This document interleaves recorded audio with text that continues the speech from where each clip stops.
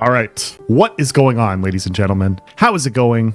I am No One, and welcome to a wonderful day in Verra. Today's video, we are going to talk about the fighter, everything that I have been using so far for Alpha 2, to give you guys some tips and tricks so that if you guys consider re-rolling fighter during phase 2, or just later on because you're bored of running cleric or bard or whatever else you're running and you just want to have the big boy melee damage and nuke everything in front of you, you have this video to fall back on. So we're going to go through all the skills and abilities, we're going to go through the passives, we're going to go through what I chose as I was leveling up. Now, I have over 100 hours into the fighter. I'm up to level 23. I've done a lot of PvE mob grinding, as you will do in Ashes of Creation. I have done quite a bit of PvP as well. And I have done both, which is what this game is. It's a PvX game. And I've been having a lot of fun with the fighter. And so I'm done filleting the fighter. Let's just dive into what it is and what it does. So I reset the skill tree. First off, you are going to start off with Overpower and Form of Ferocity on your sidebar. These are things that you start off with. Let's talk about what they are. We have Overpower. Deals 150% physical damage to a target enemy. This ability shares a cooldown with Brutal Cleave, and hitting an enemy with a weapon combo finisher refreshes its cooldown. You also get 10 combat momentum for running it. Now, Brutal Cleave is over here. Let's compare. 121 mana, 12-second cooldown. Perform a wide sweeping attack, dealing 175% physical damage to all enemies in front of you. This ability shares a cooldown with Overpower, and hitting an enemy with a weapon combo finisher refreshes its cooldown. So, you either run one or the other. One single target, one's an AoE cone. This one is 10 to 20 combat momentum based on the number of targets hit. So you can have double the momentum, but it has a 12-second cooldown. 50% longer cooldown for more momentum. Also an AoE cone versus single target that you can spam a little bit more because it only lasts for 80 seconds. Also, 61 mana versus 121 mana. Now, some people will be looking at this and they'll be fighters and they'll say, hey, it doesn't really matter. You have infinite mana to sustain as a fighter. And later on at the higher levels, I do agree. You absolutely do.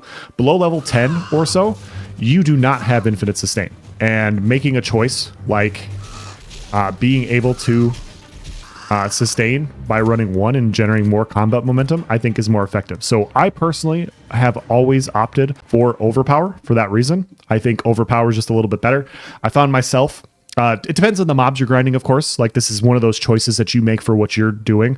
If you're pulling a ton of mobs in an area and you're grinding an AoE killing all of them, yeah, sure. Like this is going to be a little bit better. But if you're working with a group and you're taking out 2, 3, 4 larger 2, 3-star level mobs at a time, and you want more single target based damage, I think Overpower is a little bit better for that reason. And so I'm not saying one's better than the other. For me, I prefer Overpower, but it's up to you. I think both are fine options, but those are your options there. And then for PvE, Form of Ferocity is the best way to go. This is one of the forms that you can run. When we go into our form, it looks like this, and it says, while in this form, the caster receives 1.5% attack speed per 10 combat momentum, up to a maximum of 15%. So you have more attack speed while you're in Form of Ferocity. Overpower and Brutal Cleave apply bleeding to targets hit. So you can bleed targets, which will deal more damage later. Shifting forms cost 20% of current combat momentum and triggers cooldown for all combat forms. So when I'm grinding mobs, when I'm in PvE and I'm just trying to level up, Form of Ferocity is the way to go. We'll look at the other forms later on. We'll talk about those a little bit, but this is the one you start off with. Make sure you have it activated. You will know because it is right up here. Your attack speed comes in handy for quite a few different things. We'll talk about that in a little bit as well. Now, next skill bar, Lethal Blow. This does not come off my bar. This is extremely effective. This is your execute. It does a ton of damage, 125% physical damage, and up to 375% more physical damage based on their missing health. Also on the bottom, chance to critically hit is increased by 15% against bleeding targets. So what we saw over here, if we use Form of Ferocity, we apply bleeding to the target's hit. And that is very effective. And so because we're applying bleeding, we can do potentially 15% more critical damage on our execute. This bonus is doubled against hemorrhaging targets. Now, if opponent is bleeding and you hit him with another bleed, they proc hemorrhaging. We'll talk about that here in a minute. Now, in general, I think when you're starting out and you're leveling up, you want to get your skills. You're going to have Overpower and you're going to have Form of Ferocity on your lower levels, and you're going to be spamming light attacks. You're going to be auto attacking a lot because you don't have much going on, and it freaking sucks. Like, fighter starting off is very slow. It's very tough to deal with. It's not very fun. I recommend getting as many skills as possible so it makes it more enjoyable. You also have a better rotation. You can kill things quite a bit quicker. You're not just auto attacking or light attacking things in front of you. With that said, because sustain early on is not very good, I do recommend getting Consuming Lethal Blow. This is a good passive, especially starting out. Lethal Blow returns 50% of overkill damage dealt as health and mana. So this is one of your better ways to sustain. So if I go over here, let's see if we can find an ad.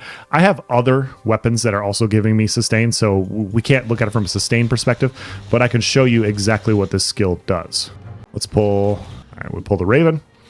So we are going to hit it with an Overpower, and then we're going to hit it with an Execute, and you see we get 2864. So very high execute damage, really a good way to single target bot opponents. You see somebody at half health in a scrimmage where you're running against other people, you hit that. I will have a couple fights, other clips coming out later this week from some 8v8s and duels that I've had, and we will go through that, but it is very hard hitting. It is very fun, and yeah, it doesn't come off my bar. We've already talked about Brutal Cleave. Let's talk about Crippling Blow. I'll be honest, guys, I don't run this very much. I've been spending a lot of time leveling. I've been spending a lot of time grinding mobs. I'm not saying this is bad. It applies snare to your opponent. It is very good. Later on, when I do more PVX, like when I get fully to level 25, this will go on my bar. But right now, it's like a single target snare. Know that it's here. Know that it can be useful, but currently, it just doesn't go on my bar very much. Typically, if I'm grinding, I'm running with a tank, and they're pulling ads, and they're staying in an area, and I'd much rather save my skills for spin to win.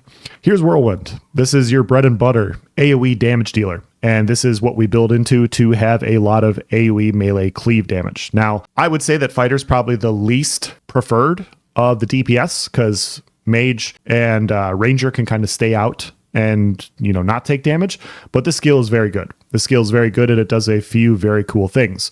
It's a channeled ability, deals 30% physical damage to all enemies around the caster with each spin while channeled, increasing the spin rate the longer it is channeled. The caster is immune to hard disabling effects while spinning. Activate the ability to end channeling early. Deals 20% additional damage to weakened targets. We have a way to get weakened. I will show you later on. But yeah, this is how you grind mobs, and this is how you kill them very effectively. Once again, another passive worth having is Overdrive. After completing the final spin, you may continue spinning at maximum speed while rapidly depleting your momentum.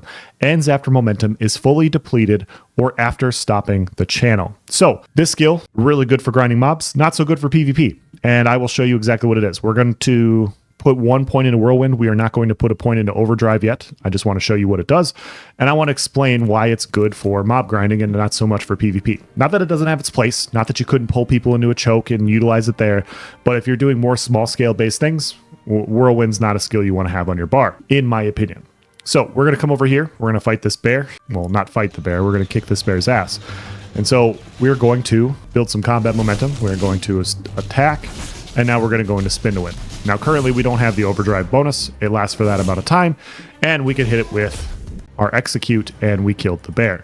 Now, what we can also do, if we put a skill point into here, is this gives you more time to spin depending on how much combat momentum you have. If you look at this bar right up here in the upper left, there's a red bar that goes around the fighter little symbol here, and that's your momentum. As you gain more momentum, the more you have up there, the longer you can spin for. And this is how fighters can become spinning tops in a group, and they can dish out a lot of AoE damage, making it very useful to kill large groups of ads. So what we're going to do is we are going to find another ad. And this is how I like to utilize my momentum. I like to utilize it for Whirlwind and for the extra damage buff later on. I will show that to you as well. We're just going to generate some momentum here. If you look at the upper left, you see my bar is slowly increasing. You see it's slowly going up. If we gap close in, there we go. Now you see we almost have a full bar momentum, and we are going to sprint over here, and we are going to fight a bear. We're going to kill this Minotaur first, and then we'll kill the bear, and I will show you what combat momentum does. And so now that we have that, there we go. That's a glint. There. Now we're at full momentum. If we spin, you will see our momentum start to go down. but we spin for a lot longer. And so because we're spinning for a lot longer and we're dealing a lot more damage in an AoE, you will gain momentum as you're doing that as well. You spin faster for longer, you deal a lot more damage. It is a very effective skill for mob grinding. Now, the reason I don't personally like it for PvP is you move kind of slow and people can kind of get out of the way. Just like any other NPC that you see that starts spinning, you move slow in the same way. Now, can you pull groups into a corner, into a funnel, and then utilize it that way? Absolutely. But if you knew you were PvPing, if you knew that you were PvPing and you weren't going to PvE, this becomes a situation to where I would take the skill off and I would put like Crippling Blow on, if that's the route you want to go. So that's the change that I would make. As far as the other passive, this one's not as important for leveling up, in my opinion. Climactic Whirlwind. It's an uppercut at the end. It is effective for Whirlwind. I will show that to you here. But basically, you spin in a circle, and at the end, you do a Whirlwind. You do a little bit more damage at that moment. And so we're going to do this. We're going to spin, and you're going to see the spin. And then at the end, there we go. So it does a ton of damage. It is effective. I don't think it's as important for mob grinding, but that's something you can mess with. It depends on the amount of ads you're dealing with and everything, but it is effective. Generates 5 to 10 combat momentum based on number of targets hit. So it can be effective for that reason. Now, on to the next skills. We have Blitz down here. I didn't cover this. This is your gap closer. 91 mana, 20-second cooldown. Charge directly towards target enemy, dealing 100% physical damage to the target upon arrival. This is your gap closer. This is how you get it on those healers, get it on the bards, rangers, whoever you're trying to kill. I always like to run Raging Blitz. Blitz generates 20 combat momentum. Very effective to have starting out. Reinvigorating Lethal Blow. It is useful. It is not useful early on. Killing an enemy with Lethal Blow resets the cooldown of Blitz. If you're grinding mobs and you're killing a bunch of ads, they're going to be kind of concentrated in an area. Either they're going to be all over you because they're attacking you, or they're going to be all over the tank because they're attacking the tank. And you're not going to be gap closing all over the place, killing stuff off. But this is a very effective skill for PvP. You nuke a healer, you nuke a ranger in the back. It resets your gap closer. You can gap close out of the next thing. You can nuke the next thing. It is useful, but this isn't something I would prioritize as you're leveling up. On to the next line. And we have some stuff that I know pretty well and some stuff that I don't know. Maim, I don't use it. I don't use Maim a ton. Perform a powerful melee strike in a short forward cone, dealing 250% physical damage to all targets hit. Deals 20% additional damage to recently tripped targets. This is a good skill. This is a very good skill to have. The passive Maim launches a piercing projectile that deals 100% physical damage plus 50% additional damage to recently tripped targets to enemies in its path. You can absolutely run this. I think this is good. I will be running it more now in the future. But as I was leveling up and as I was making decisions and making choices, I went a different path because I was trying to get up. You want to try to get up here. Okay. And so it's not so much that this skill is bad, because it's not. It's that, in my opinion, Rupture is better. And this one does 50% physical damage and applies a debuff to the target. While the debuff is active, the target acquires 1 wounded stack per second while moving. After 5 seconds, the target takes another 150% damage, plus 10% additional damage for each stack of wounded it has. So that can be up to 50% more, up to a maximum of total of 300% physical damage. On the initial hit, if the target is bleeding, 1 stack is consumed and the target becomes hemorrhaging. Now, we already know that if we're running Ferocity and we hit with our Overpower, we are already hitting 1 stack of bleed. We already know this. We already know right here. Overpower and Brutal Cleave apply bleeding to targets hit. So when we hit this, if it's already bleeding and we hit with this first and then we hit with Rupture, they become hemorrhaged and they take even more damage. And so then all of a sudden our Execute bonus damage is doubled. Critical damage on our Execute is doubled if they're hemorrhaged. And so you see how all of a sudden this starts stacking up.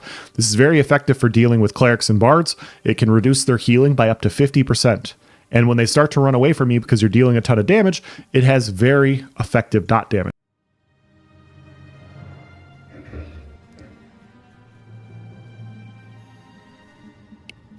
Ready?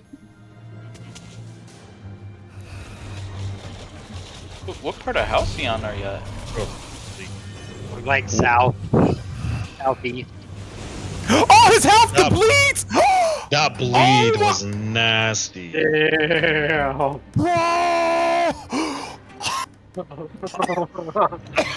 Good fight. Spider-Man never fights again. He saw something disgusting. Holy! And so, for that reason, when I'm trying to get up into the other trees, I choose this one over this one. And so I would say this is S tier, A tier, right? And so if you're trying to get up in the trees, you choose one and you move on to the next tree. But some people will say, hey, I like this. I agree. It's good. Let's talk about a skill I don't like at all. Lunging Assault. I don't think this is very good for a variety of reasons. First of all, it costs momentum. With how momentum is used, especially early on, with especially trying to level up and using for spin to win and utilizing for things like Berserk, you don't want to spend your momentum on another ability. And so it says spend 15 combat momentum to lunge in a direction a short distance and perform an upward swing upon arrival, dealing 125% physical damage, and apply snare to the enemies in front of you.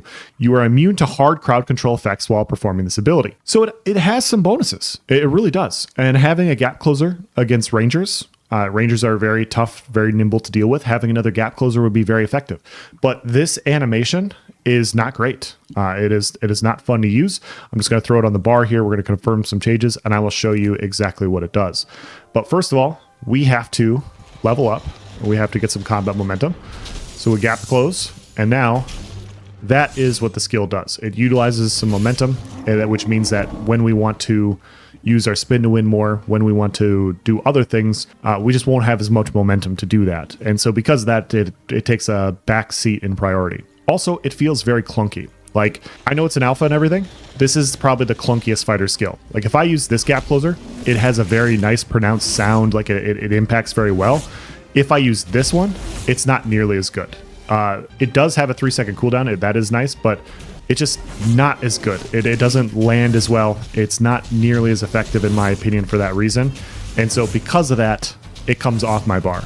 Now, if it had a little bit better feel, if it felt a little bit better on the lunge, if it had a little bit better connect and it wasn't as goofy as it was, I could consider using it more. But the way fighter is currently built, I just don't like it. I don't like it for momentum. I like using my momentum in other ways, and so I don't use it for that reason. Now, up to the next tree. We have Wallop. This one costs 91 mana. Spend 40% of your current combat momentum to deal 150% physical damage plus additional damage depending on how combat momentum was spent, up to a maximum of 300% physical damage. This hits hard. It costs momentum. Not effective for leveling, in my opinion. This is one of the least used skills, in my opinion, as you're leveling up and as you're grinding. Obviously, for PvP, it's better. It's better. And so if you're going to do more PvP, this is a skill I would consider running in your bar, but it's going to consume some of your momentum. And it's not a bad thing. Like, this is a way, these two skills are ways to utilize momentum without actually having to activate like Berserk or something like that. I think Berserk's a little bit better, so I'd rather maximize Berserk. We'll get up there in a minute. Now, as I'm leveling, I like to run Battle Cry. Apply Riled to the caster and all nearby enemies, and Weakened to all nearby enemies. Gains 5 combat momentum for each target riled, and each enemy target that was shaken. So, this is a way to basically generate a lot more momentum. You pull in a bunch of ads, you hit them with this, you gain a ton of momentum, and then you can spin for longer.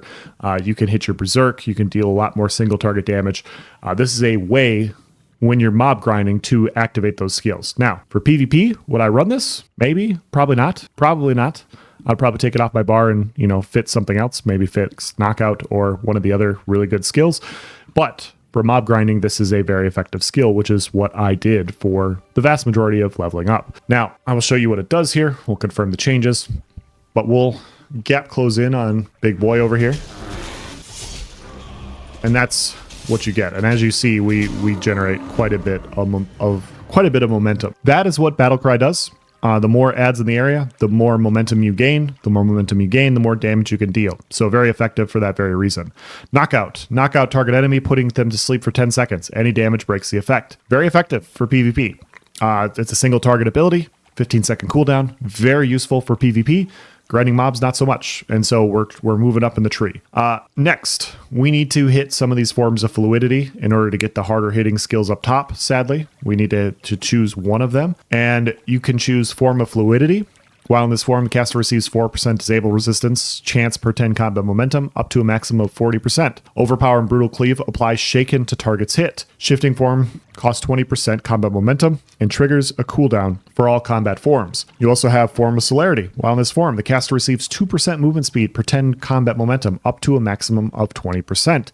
Overpower and Brutal Cleave apply staggered to targets hit. Shifting form costs 20%. So you have a form that gives you more damage. Brutal Cleave applies bleeding, or you get disable resistance, or you get movement speed. I've been messing quite a bit with form of fluidity in PvP with the ability for people to sleep you, to CC you, to snare you. I've been using this quite a bit. I don't mind it. I actually like it quite a bit. And so you can go back and forth between the two. I'd recommend trying it, seeing what you like. So I would often choose this one, and then I would put it down here on my bar just so I had it and I could switch back and forth between these two forms as needed. Now, as I'm leveling up, I want to optimize, and I won't choose the other combat forms right away because I'm trying to get up into the tree and get more damage skills. And so we choose that one first. As we get more passives, obviously you might want Art of War. You might want these passives over here. But when you get your next level, the first skill you're going to want to have is Blood Fusion. Blood Fusion is when everything changes for the fighter. This is when everything changes and it goes from feeling like a really bad class to feeling like a fun class. Return 100% of damage dealt as health and 50% of damage dealt as mana over the next 6 seconds. Resource replenish is diminished for each target hit beyond the first. 25% additional damage returned as health from bleeding targets. This bonus is doubled against hemorrhaging targets. So you see, as we stack bleed, as we stack hemorrhaging with our other skills and abilities, as we generate combat momentum, we can use Blood Fusion to return our health and mana. And so this is a very, very effective skill, arguably one of the best skills in the game. And so for fighter, when Blood Fusion is activated while below 50% health, gain 25% increased damage mitigation and healing received over the duration. So that is another huge plus to have. And so I really, really like this. I think this is a very good skill to have. I think this is the first choice you choose before you choose Leap Strike or Cataclysm. Like both these are very good. This just gives you so much more survival. So if we confirm the choices, now obviously I have some leeching as well, and so you're not going to see the overall total effect, but you're going to see the mana return. The mana return is something that is very nice, and it basically this is what gives fighters infinite sustain. And so if we come over here and we attack this pretty little flower guy, we're going to let him drop our health, and we are then, once our health drops a little bit, we are going to use Blood Fusion. You're going to see what it does. Down to half health, half-ish health. There we go. We hit our Blood Fusion. See how quickly our health goes back up. And you see the blues, the mana sustain coming back. When we're at low, like I often, when I'm grinding mobs, I like to utilize Blood Fusion into a spin to win with a lot of combat momentum. And I gain health, I gain my mana back, I can keep spinning, I keep dishing out damage. Very, very effective skill. There's not much else to say about it. It is one of the best skills you can run and what you should try to get to right away. That's why we're shooting up this tree. Once you get here, once you get to Blood Fusion, you can pick and choose other things, but you want to try and get Blood Fusion as quickly as possible. It'll make your leveling experience a lot more enjoyable. Now, I also run Cataclysm. Cataclysm is great for AoE mob grinding. It's an AoE. It hits really hard. It can trip opponents. It does a ton of damage. It has long cooldown, but it is very effective. Leap Strike. It's another gap closer. I like running this as well. I like running all these for killing ads. And so if we save these and we go in and show you what these do. So first we have our Cataclysm. That's our Cataclysm. It hits really hard. It has a really cool echo. And then we have Leap Strike. And Leap Strike, that's me changing forms. Leap Strike is this circle. And so we can pick and choose where we want to land. And so if we see a bunch of ads over in an area and we want to Leroy Jenkins in, this is how we gap close into the pile. We can spin to win on them if we so choose. We can do other things. Very effective skill, in my opinion. Now, is Cataclysm a great PvP skill? No, I would say not. I would say it's very slow. I would say it's very telegraphed. I would say it's pretty predictable. I would say that if you're strictly trying to PvP, it might want to come off your bar. Once again, can you pull people into a funnel? Yes, absolutely. You could DPS them and you can nuke them, but look how slow this is. You have this big wind up, people can block, people can move out of it, they can blink out of it. It does damage, but I don't hit this very often. And so for that reason, I would replace Cataclysm with one of these other good skills. Knockout. Wallop if you want to use combat momentum. Crippling Blow. I would replace that skill with one of these, but as you're grinding, I think this is very effective. Passive over here, Brutality. Overpower and Brutal Cleave. Apply 1 wounded stack to enemies hit. We want to keep wounded up. We want to mitigate healing, and that's what we're going to do. So we're running Overpower already. This is going to keep that debuff going quite a bit more. Really effective. And finally, we have Berserk. And Berserk is the reason why Lunging Assault and why Wallop is not good, because this is just better. in my opinion. Consume your combat momentum rapidly. Oh, sorry. Gaining 30% more physical power and movement speed and immunity to disabling effects while active. You must have at least 20 combat momentum to activate, and the effect ends when all combat momentum is fully depleted. So you have Unyielding Berserk. Berserk breaks all disabled effects on the caster, so you're going to get CC'd a lot. You want to run that. And then when you get this, Berserk refreshes other ability cooldowns by 0.25 seconds per point of combat momentum the caster has upon activation. So the entire point is when we get this and we get these passives, we can reset our cooldowns faster on all of our abilities. And so instead of choosing to have a gap closer, instead of choosing to have one of those harder hitting abilities that isn't too bad, we can activate this and deal 30% more damage for all of our other abilities and also reduce the cooldowns on them when we activate this. And so let's confirm our changes and we will dive in and we will show you exactly what this does. Let's make sure we have all my other passives that I want to have. Do that right there. We'll do that right there. Do that right there. Okay. All right. So that's what we have. In order to activate this, we obviously need combat momentum. We need to have a little bit. So we got to go find an ad to kill. I see a Minotaur there off in the distance. Let's summon our trusty steed and we'll go get him. And so, yeah, I like utilizing Berserk for that reason. It just applies so much. You move faster, you hit harder, you're immune to snares. Like all this stuff is very, very useful, right? And so we're going to gap close in on him. We're gonna hit him with this, and then we go into our momentum, or our Berserk. This is our Berserk. We are now going to hit a lot harder. And so, because of that, we want to basically utilize that window in order to dish out as much damage as possible. Now, I like to go through a mob pull or whatever, generate the combat momentum, go through, rotation on a player if I have to or whatever. And then once I see my combat momentum get above like 50, 60%, then I go into my Berserk. I'll often use Berserk and Blood Siphon together when I'm grinding mobs because I have 30% more damage. I also will heal for more because I'm dishing out more damage. It allows me to survive more and I get more health back. And so it's effective for that reason. And so we're going to pull a bunch of mobs here and you guys are going to kind of see what this does. And so we'll use our full rotation.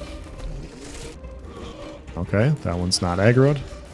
We got a couple bugs in Alpha 2. It's been a lot of fun. I've been enjoying it, but you can definitely tell that this game is an alpha. Okay, this one is also bugged. All right, go over here, pull a River Otter. So now that we have all these, what we're going to do, we're going to wait for our... Get over here, bear. So you see we're at lower health. Now we have our Blood Siphon. We're going to spin to win. You see now all of a sudden we're at full health. And now we have a ton of momentum that we can utilize. And so I can activate that. And a bunch of skills just went off a cooldown. Now I have spin to win again. And so these ads are dropping too quickly for me to show you like my full rotation that I'm doing. But you can see there that it reduces the cooldowns and it allows you to get back into the fight a little bit more. And it allows you to just sustain a lot more and stay with your health topped off quite a bit more. Okay, that one's still bugged. All right, let's run over here. We'll kill a couple bears and we'll show a little bit more. Okay, we got a bunch of bears over here. Hopefully I don't kill everything quickly or die. Like both those combinations would be very bad for this video. So now we pull everything in. We're gonna come in here. We're gonna activate this. We're gonna gap close. We're gonna buff up a little bit. Now we have our Blood Siphon. We have our Berserk. And now we're just basically topped off. And you see we took a bunch of damage there, but now we're at full health again. And so now we can generate more by just going through our rotation. We'll make sure our form of Ferocity is up. I was fucking around earlier and I forgot that it was down. And we kill everything. And now we still have full momentum. You see we're at full health. We're at full mana, almost full mana. And we can go on and we can go do the next mob pull. And so very, very effective. As far as weapons go, you can run Greatsword, you can run Sword and Shield. I think Sword and Shield early on is better than Greatsword. But run the best weapon you get, right? Like if I had my choice, I think I'd run Sword and Shield. But my Greatsword is just so much better than anything I can get right now from that perspective. So I'm running Greatsword for that reason. Obviously, molly-whopping and having a ton of damage is good, but early on when you don't have healing and you don't have that ability to survive, you guys can go watch some of my other videos. I literally am able to survive in ways that I can't with a Greatsword. And so I think it's good for that reason. So now we're going to have this. We're going to go in and spin. Now you see we're at full health. We just killed a bunch of ads. We're gonna leap on the pile. Now we got a couple more dead. We're gonna gap close over here onto this one. And now we have some cooldowns. We see we have a ton of cooldowns on here. And so we're just gonna keep our momentum up. And you're gonna see all of our cooldowns come off as soon as we have our Berserk. And so we have 20 seconds on our Cataclysm. You see that? And now our Cataclysm is up. You see how we're at 20 seconds, and now we have it, and now we can activate it. And this just allows us to utilize skills we're already running a lot more effective. Now I can go into Spin to Win with Blood Siphon. You see I'm at full health once again. I just nuked everything. Pick this stuff up. And so yeah, from that perspective, that's what I like to do for grinding mobs. That's what I like to do for collecting glint, killing a bunch of things. I think this is very effective for that reason.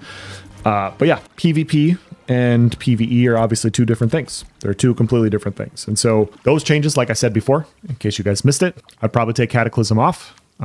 You guys can judge if you want, whatever. Depends on the types of fights you're having. I'd probably take Whirlwind off, and I would replace them with Knockout, and I would replace them with Crippling Blow. Those are the two changes I would make. I would still keep Berserk, disable 30% more damage, 30% more move speed, and immunity. Immunity to disabling effects is so powerful, guys. It's so powerful when you're PvPing. And so all these things add up to you want to run Berserk. You want to run Berserk. It synergizes well with everything else that you're doing. Run Berserk, okay? So that's where we're at. That's where we're at. Run up the tree, get as many skills as possible, get to Blood Siphon. Once you get to Blood Siphon, you can start expanding out, shaping up for whatever content you're trying to do. And so that's what I would highlight. That's what I would recommend. I think overall the fighter is a lot of fun. I think it is a blast to use. I think, it's not super popular right now because damage is so high. Everybody's operating from range. Range is just the better way to go because you're not getting hit as much. And so I totally get that perspective from people. But at the same time, like if you want to have just some fucking big boy damage and just nuke things, can't go wrong with fighter. If you're dealing with groups that have a bunch of cross healing, if you're dealing with groups that in PvP that they're healing each other up, you have Wounded. Very effective for that reason. Very, very fun archetype. This is a long video. I know it is, but I wanted to go through everything, give you guys kind of tips and tricks on where you'd use different skills and abilities.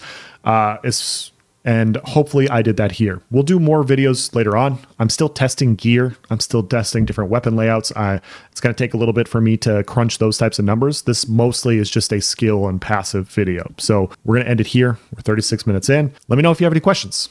Thank you for watching, guys. Have a nice day.